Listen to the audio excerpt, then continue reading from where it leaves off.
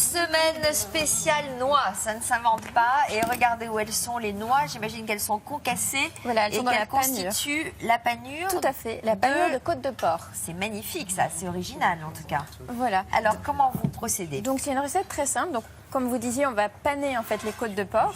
Donc, la panure, c'est ça qui est un peu original. J'ai mélangé de la chapelure que je mets ici dans un petit robot blender avec des noix de pécan qui sont légèrement torréfiées pour justement augmenter les saveurs. Donc là, on va mettre merci, dans le robot. On va concasser donc la chapelure avec les noix pour avoir une panure assez fine.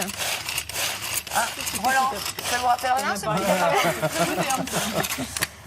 Et ensuite, Il donc, est plus moderne, celui-là. ouais, mais celui-ci, il marche sans électricité, c'est Ouais, pratique. très bien. Alors, donc la mélangez panure de la chapelure avec les noix de pécan, D'accord. juste torréfiées. Ok. Ensuite, on a donc un œuf qu'on va légèrement battre. On va saler, poivrer toutes les préparations, donc à la fois la farine et l'œuf. J'ai rajouté aussi dans la farine une pointe de thym pour ajouter aussi un tout petit peu de saveur. Donc là, je vais mettre du poivre. C'est bon parce que ça apporte une petite note Oui. légèrement sucrée, caramélisée. Alors, la note sucrée caramélisée, elle est aussi apportée par la vinaigrette. Donc, c'est une vinaigrette à l'érable et à la sauce soja. Alors, donc je vous montre juste une côte de porc. Donc ici, on va prendre nos côtes de porc. Donc, comme une panure classique, on va d'abord la rouler dans la farine. Après, c'est toujours mieux de prendre avec des gants parce qu'après, on en a un petit peu partout. Donc, dans la farine. Ensuite, dans la préparation à base d'œuf. On est obligé de faire tout ça, farine et œuf. On ne pourrait pas faire plus léger pour obtenir. En fait, pour obtenir une panure croustillante, non, on ne peut pas faire plus léger. C'est vraiment les étapes indispensables pour le faire.